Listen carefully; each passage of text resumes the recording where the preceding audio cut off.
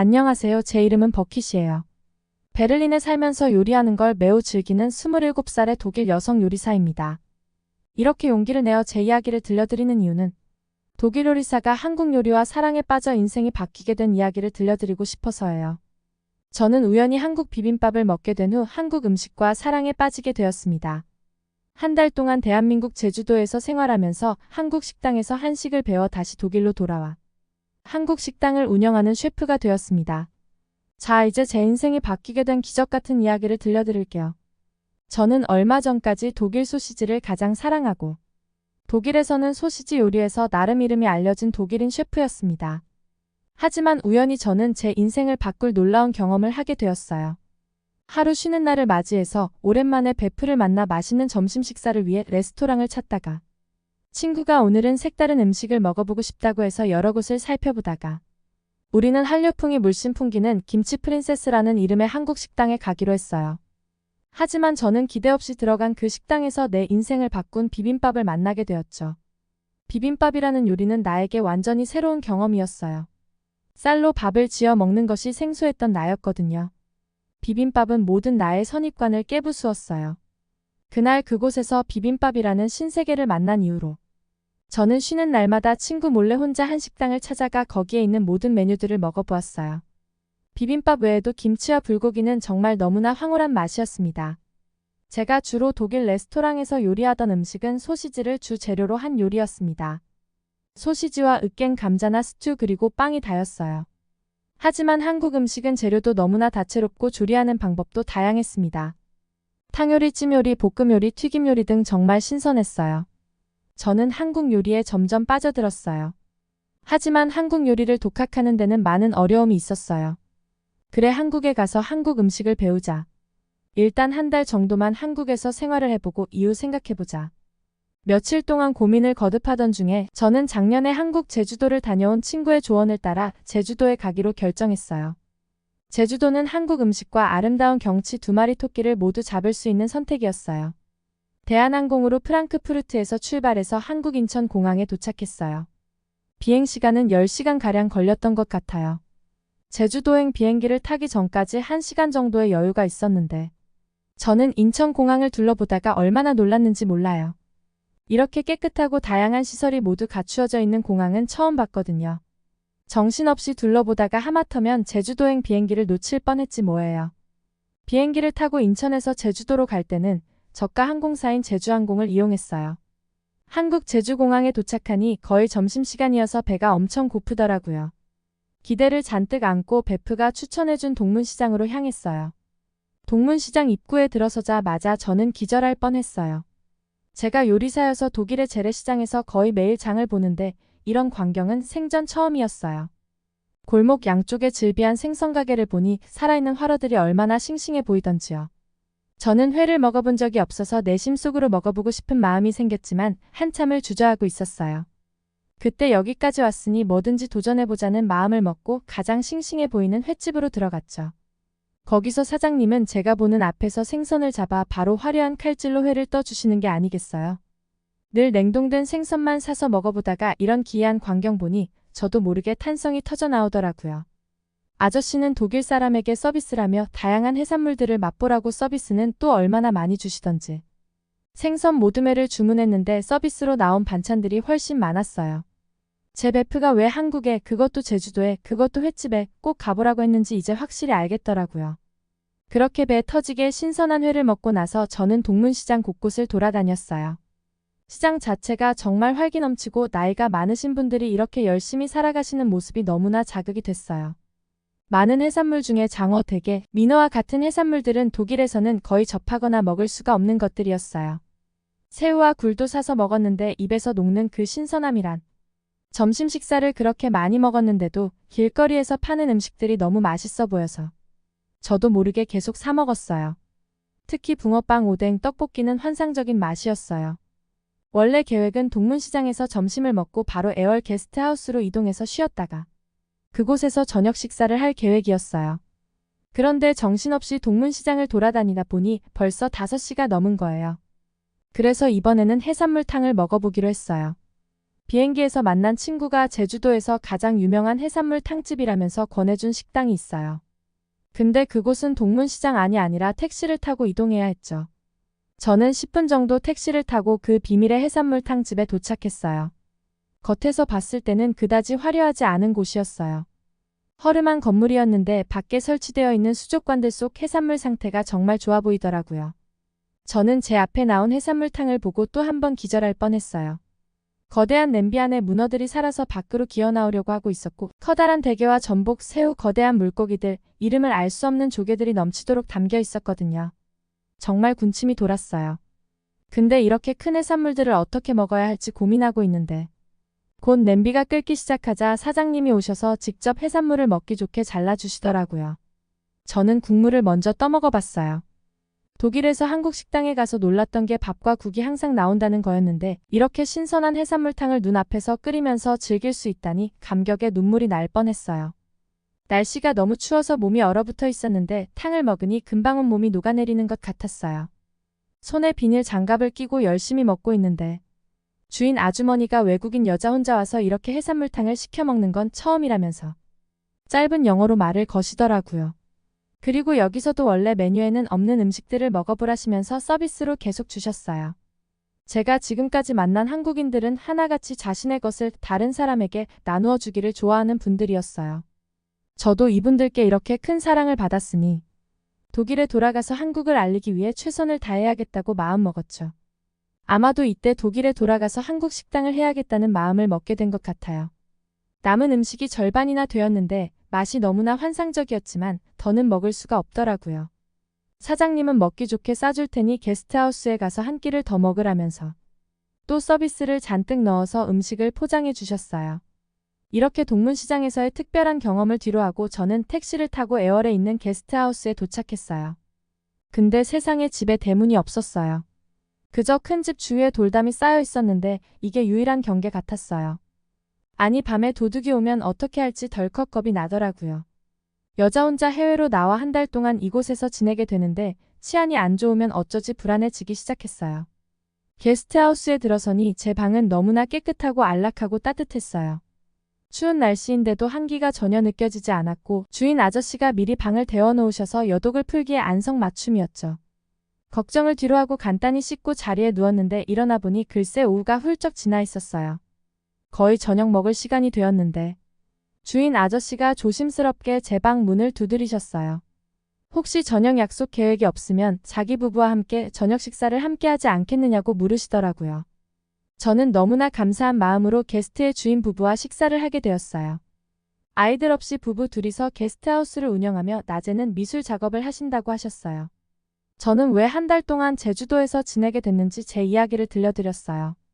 그랬더니 주인 부부는 너무나 흥미롭게 제 이야기를 들으시더니 자기 친구가 애월에서 가장 유명한 한식당을 운영하고 계시다고 내일 당장 그 친구에게 주방장 보조가 필요한지 물어봐 주시겠다고 하셨어요. 세상에 이런 일이. 한국에 와서 식당에서 한국 음식을 배우고 싶다는 마음으로 겁없이 한국을 오긴 했지만 막상 한국에 오니 한국 식당에서 일을 할 수 있을지 자신이 없었거든요. 저는 한국 음식 재료나 요리법도 유튜브에서 찾아본 게 다였으니까요. 저같이 기본도 안 된 사람에게 누가 한국 음식을 가르쳐 줄지 오는 내내 걱정이 되었어요. 그런데 이렇게 주인 아저씨가 도와주시겠다니 정말 하늘이 저를 돕고 있는 것 같아요. 하지만 저는 다음날 주인 아저씨로부터 절망적인 소식을 들었어요. 친구 사장님이 독일인 셰프지만 한국 음식에 기본기가 없으니 저를 주방 보조로 쓸 수 없다는 얘기였어요. 저도 어느 정도 짐작은 했지만 그래도 이걸 위해 여기까지 왔는데 얼마나 가슴이 무너져 내리던지요. 그날 하루 종일 방에서 낙담한 채 누워 있었어요. 게스트 주인 아저씨가 알아보신 바로는 근처에 아저씨 친구 식당 말고는 유명한 한식당이 없었거든요. 그렇게 일주일가량을 게스트하우스 안에만 틀어박혀 매일 울면서 지냈던 것 같아요. 제 모습이 안쓰러우셨는지 주인 아저씨는 자기가 처음 소개시켜준 식당 아저씨에게 다시 가보라고 하셨어요. 될 때까지 부딪혀보라고 될 때까지 문을 두드려야 나중에 후회가 없지 않겠냐면서요. 저는 그때부터 매일 점심 저녁을 그곳에 가서 식사를 하고 음식들을 분석하기 시작했어요. 그리고 매일 한식당 주인 아저씨에게 간절히 부탁했어요. 지금은 제가 이런 모습이지만 저는 나중에 독일로 돌아가서 세계 사람들에게 한국 음식을 알릴 사람이니 제발 나를 도와달라고 매일 매달렸어요. 그렇게 일주일 정도가 지났을 때였어요. 여느 때처럼 점심 식사로 비빔밥을 먹고 있는데 한 식당 사장님께서 낮에는 주방 보조로 일을 하면서 기본기를 배우고 저녁 타임 이후 영업이 끝나면 사장님께서 특별히 요리를 가르쳐 주시겠다고 제안해 주셨어요. 월급은 없다고 그래도 할 거냐고 물으셨지요. 저는 너무나 기뻐서 그 자리에서 아저씨를 껴안고 환호성을 질렀어요. 이제 한국에서 저에게 남은 시간은 20일 정도. 돌아가기 전에 한국 음식을 흉내라도 낼 수 있게 배우겠다고 결심했죠. 매일 이를 악물며 한국 음식을 배우기 시작했답니다. 한 식당 아저씨는 자기가 젊었을 때 유럽 배당 여행을 다녀오셨는데 나를 보니 그때 기억이 나신다면서 주인 아저씨는 자기를 삼촌으로 부르라고 하시더라고요. 저는 삼촌이 시키는 일회에도 주방의 허드레지를 모두 맡아서 했어요. 함께 일하는 다른 요리사 두 분도 저를 마음에 들어 하셔서 금방 이곳에 적응하게 되었어요. 처음 삼촌에게 배운 메뉴는 바로 비빔밥이었어요. 비빔밥은 재료의 상태와 종류, 소스에 따라 맛이 천차만별로 달라지는 신기한 요리더라고요. 삼촌 한식당의 가장 인기 있는 메뉴도 바로 이 비빔밥이었는데 삼촌의 비빔밥에는 제주도 특산물인 해산물이 듬뿍 들어가 있었어요. 그리고 전통 방식으로 만든 된장 소스를 독특한 방식으로 만들어 고추장 대신에 양념장으로 쓰셨는데 이 식당을 찾는 손님들은 이 양념장에 최고 높은 점수를 주시더라고요. 저는 그렇게 매일 삼촌에게 특훈을 받고 혼자 연습에 연습을 거듭했어요. 그렇게 밤 10시가 넘어 게스트하우스에서 도착해서 잠만 잤어요. 제가 묵고 있는 게스트하우스에는 나와 나이가 비슷해 보이는 중국인 여자 한 명과 프랑스에서 온 30대 남자 한 명이 함께 생활하고 있었는데 주말이 되면 게스트 주인 부부가 늘 우리들을 초대해서 저녁 식사를 함께 했어요. 그렇게 다른 나라의 친구들과 함께 이야기하며 주인 부부가 베풀어 주시는 귀한 식사를 대접받을 때마다 정말 너무 행복했어요. 알고 보니 제주도는 도둑이 없기로 유명한 곳이어서 이웃끼리 서로 친하게 지내고 문을 열어둔 채로 생활하시는 분도 많다고 하시더라고요. 한국은 정말 알면 알수록 너무 놀라운 나라 같아요. 그렇게 제 한식 실력도 조금씩 늘어갔어요. 삼촌은 제가 성실한 데다가 미각도 좋다면서 제게 최대한 많은 한국 음식을 가르쳐 주시려고 노력하셨어요.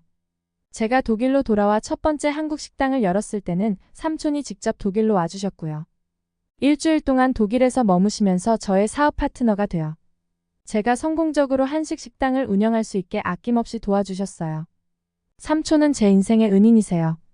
삼촌 가게에서 약속된 17일을 다 채우고 한식 수업을 받던 마지막 날. 일을 모두 끝내고 삼촌 부부와 게스트 주인 부부는 함께 저를 위해 작은 파티를 열어주셨어요. 이렇게 좋은 분들을 만나게 되어서 이렇게 행복하게 제주도 생활을 할 수 있게 된 게 모두 꿈만 같았어요. 마지막에 삼촌은 제게 작은 봉투를 열어보라며 주시더라고요. 거기에는 100만 원이 들어 있었어요. 독일로 돌아가기 전에 3일 동안 돈 걱정 없이 제주도에서 가고 싶은 것, 먹고 싶은 것 마음껏 즐기다가 독일로 돌아가라면서요. 저는 그날 얼마나 울었는지 몰라요. 엄마가 돌아가신 후 재혼하신 아빠와도 사이가 그리 좋지 않아 거의 혼자 외롭게 지내왔거든요. 저는 한국에 와서 삼촌과 양아빠가 생긴 기분이었어요. 모르는 사람에게 이렇게 사랑과 친절을 베풀어 주시다니요. 저는 이분들께 받은 사랑을 돌려드리고 싶어요. 저는 지금 한국 식당에서 남은 음식은 홈리스 분들에게 모두 드리고 있어요. 영업이 끝나는 시간이 되면 남은 음식과 재료를 받기 위해 오시는 분들이 꽤 있어요. 저는 남은 3일 동안 그토록 가고 싶었던 한라산 등반에 도전했어요. 한라산 자체도 너무나 경이로운데 그 한라산 전체가 흰 눈에 덮인 모습은 정말 놀라웠어요. 저는 일부러 게스트하우스 친구와 동행하지 않고 혼자 산행을 떠났어요. 눈밖에 보이지 않는 고요한 산을 홀로 걸으면서 한국에서의 생활을 조용히 뒤돌아보았어요. 제가 만약 한국행을 선택하지 않았다면 저는 지금도 독일 레스토랑에서 인정받는 셰프의 길을 걷고 있었겠죠. 그것도 나쁘지 않았을 것 같아요. 하지만 지금 저의 가슴을 뛰게 하고 저의 꿈이 된 건 바로 한식 요리사입니다. 그렇게 눈 덮인 산을 홀로 걸으며 저는 앞으로의 저의 꿈과 미래를 그려보았어요. 독일로 돌아가면 그동안 모아둔 돈으로 파트너를 찾아서 한국 식당을 운영해 보고 싶었어요. 처음 한국을 올 때 당시만 해도 꿈도 꿀 수 없는 일이었죠. 비빔밥을 맛있게 만드는 비법을 배우고 싶어 시작된 여행이었으니까요. 5시간 정도를 걷고 또 걸으니 한라산 정상에 다다랐어요. 저는 그렇게 아름다운 자연 경관은 살아오면서 본 적이 없었던 것 같아요. 다음 날은 중국인 친구와 한국 전통 차 문화를 배우는 체험을 하러 떠났어요. 그곳에 도착해서 옛날 한국집 같은 분위기의 고적하고 아름다운 방으로 들어갔어요. 양반 다리를 하고 상에 앉아 바로 앞에 계신 분이 차를 내리는 걸 바라보았어요. 이 찻잎은 제주도에서 직접 재배하고 길러진 녹차를 한국인의 발효과학으로 숙성시켜 맛의 깊이를 더한 것이었어요. 맛이 너무나 깊었고 차를 마시는 내내 어제 다녀온 눈 덮인 한라산이 떠오르더라고요. 중국인 친구도 자기들은 차를 많이 마시는 문화여서 늘 차를 마시는데 이렇게 깊은 맛은 아주 오랜만에 느껴본다고 하더라고요. 차를 마시면서 차를 어떻게 마시면 그 풍미를 더 깊이 느낄 수 있는지 다도 문화도 배울 수 있어 너무 재밌고 신선한 경험이었어요. 독일에서는 늘 친구들과 맥주만 즐겼거든요. 맥주를 물보다 더 자주 마셨던 것 같아요. 힘든 일을 마치면 아무도 없는 방에서 혼자 잠드는 게 싫어서 퇴근길에 맥주 한 병과 소시지로 마음을 달래는 일이 많았거든요. 이렇게 차를 음미하면서 마신 건 처음 경험해 보는 거였어요. 우리는 집으로 돌아오는 길에 오설록 차와 집에서 차를 내려 마실 수 있게 닭이 세트를 사서 돌아왔어요. 지금도 일주일에 한 번은 꼭 차를 즐기면서 나의 일주일을 돌아보고 있어요. 마지막 날은 게스트 주인 부부와 삼촌 부부, 중국 친구와 프랑스 친구까지 모두 모여서 나를 위해 근사한 파티를 열어주셨어요. 우리는 각자 각 나라의 대표 음식 한 가지를 요리해서 서로 나누어 먹었는데 나는 소시지 요리를, 중국 친구는 닭요리와 숙주나물 볶음을, 프랑스 친구는 양파 수프를 준비해 나눠 먹었는데 얼마나 즐거웠는지 몰라요. 세상은 이렇게 다채롭구나. 모든 사람들이 다 다르기에 각자가 더 소중하고 아름답게 보이는 거구나. 저는 제주도 한 달살이를 하면서 그동안 몰랐던 많은 감사한 것들과 깊은 깨달음들을 얻었어요. 저의 내면이 너무나 풍요로워졌어요. 대한민국에게 너무나 감사하고 있어요. 이렇게 저의 황홀했던 제주살이가 끝이 나고 저는 독일로 돌아왔어요. 독일로 돌아와 다니던 직장을 그만두고 처음 한 달 동안은 한국 식당을 운영하려면 어떤 것이 필요한지 조사를 하며 보냈어요. 이미 삼촌에게 필요한 정보를 많이 얻은 상태였고 독일 상황에 맞게 준비하는 절차가 필요했어요. 그러다가 제 베프도 나에게 투자하고 싶다면서 자기 아버지를 설득해 꽤 큰 돈을 쉽게 마련할 수 있었어요. 모든 것이 준비된 후 한국에서 삼촌이 직접 오셔서 적극적으로 한국 요리 세팅을 도와주셨어요. 작은 평수로 시작한 우리 한국 식당은 그 이후로 입소문을 타고 손님들이 계속 몰려오고 있어요. 점심시간과 저녁시간 3시간 동안은 화장실 갈 시간도 없답니다. 벌써 2호점까지 성공적으로 운영하고 있고요. 한국을 다녀온 지 채 2년도 되지 않아 이뤄낸 성공이에요. 사람들은 독일 여성인 제가 어떻게 한국 요리로 이렇게 성공을 할 수 있었느냐고 많이 물으세요. 저는 속으로 혼자 대답하죠. 제 성공의 뒤에는 게스트 주인 부부와 삼촌 부부가 계시다고요. 저 혼자 이루어낸 게 아니라 처음 보는 독일 사람에게 친절과 사랑을 주고 아낌없이 선의를 베풀어준 한국인들이 있었다고요. 저는 오늘도 한국 음식을 요리합니다. 이 음식을 먹고 많은 사람들이 더 건강해지고 저처럼 한국과 사랑에 빠지기를 기대하며 정성을 다해 음식을 만들고 있어요. 이 사연을 듣고 계신 많은 한국분들에게 다시 한번 감사의 마음을 전하고 싶어요. 대한민국 사랑하고 고맙습니다. 어떠셨나요? 구독과 좋아요는 영상 제작에 큰 힘이 됩니다. 끝까지 시청해주셔서 감사합니다.